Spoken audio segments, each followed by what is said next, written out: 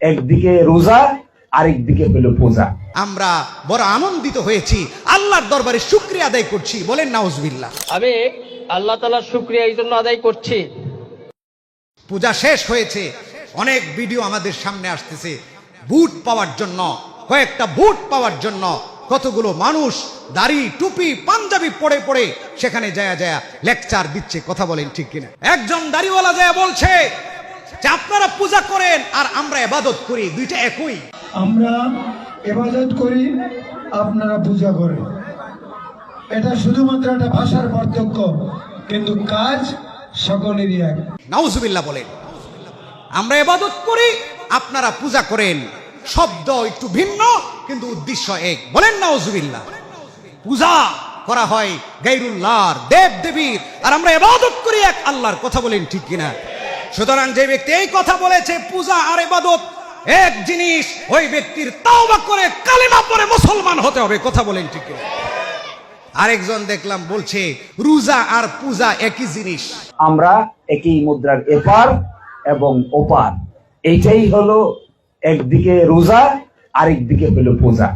মুদ্রার এপিঠ ওপিঠ, মুদ্রার এক পিঠে আছে শাপলা আরেক পিঠে আছে আনারস, তেমনি ভাবে আমাদের দেশে একদিকে আছে পূজা আরেক দিকে আছে রোজা। রোজা আর পূজা, আপনারা করেন পূজা, আমরা রাখি রোজা, দুইটা একই জিনিস, বলেন নাউজুবিল্লাহ।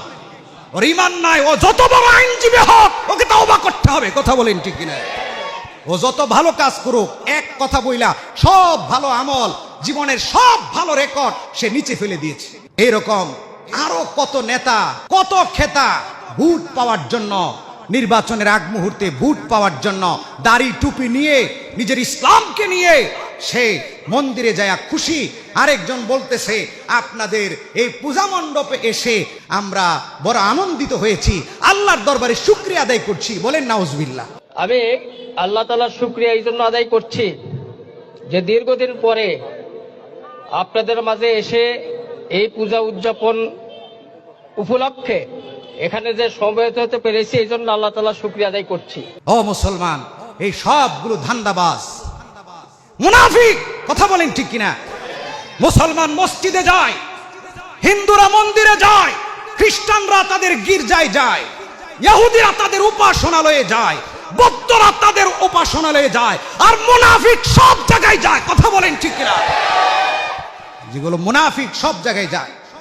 আল্লাহর কাছে দোয়া করবেন যারা কয়েকটা ভোট পাওয়ার জন্য নিজের ঈমান বিক্রি করতে পারে, ওরা জীবনে কোনোদিন জনগণের খেদমতের জন্য এমপি মন্ত্রী হবে না। ওরা স্বার্থান্বেষী, ওরা তেলবাজ। আল্লাহর কাছে দোয়া করবেন এমন তেলবাজরা যেন আমাদের জনপ্রতিনিধি হতে না পারে। কথা বলেন ঠিক কিনা? নিজের ঈমান বিক্রি করছে, দাড়ি টুপি পাঞ্জাবি পয়রা ওখানে যায় শুকরিয়া আদায় করছে, আর বলছে রোজা পূজা একই জিনিস, আর বলছে ইবাদত আর পূজা একই জিনিস। এদের বিবেক সব ধ্বংস হয়ে গিয়েছে, সবগুলোর ঈমান চলে গেছে, যত বড় হুজুর হোক।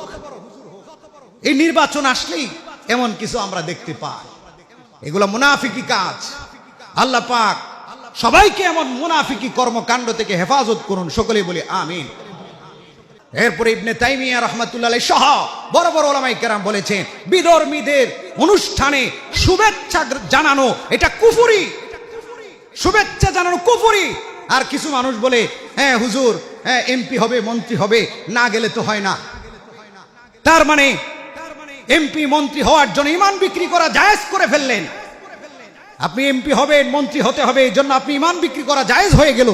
আপনি আমাদেরকে দলিল দেখান, প্রমাণ দেখান যে মানবতা, ওরাও তো আমাদের ভাই। তাহলে আল্লাহর নবী কোন মন্দিরে, কোন পূজা মণ্ডপে, কোন গির্জায় উপাসনালয়ে তাদেরকে সহমর্মিতা দেখানোর জন্য গিয়েছেন? সাহাবায়ে কেরাম কোনটায় গিয়েছেন? তাহলে আল্লাহর নবী যে নিষেধ করলেন সেই নিষেধের কি হবে? তার মানে আপনি আল্লাহর নবীর চেয়ে বড় দায়ী হয়ে গেলেন, আল্লাহর নবীর চেয়ে বড় জনসেবাকারী হয়ে গেলেন, জনদরদী হয়ে গেলেন, মানব সেবী হয়ে গেলেন, যে আপনি শিরিকের সাপোর্ট করবেন, শিরিকের সেখানে যাবেন, দম্ভ করে বলবেন যে আমি আল্লাহর দরবারে শুকরিয়া আদায় করছি যে আপনাদের এখানে আসতে পেরেছি। নাউজুবিল্লাহ।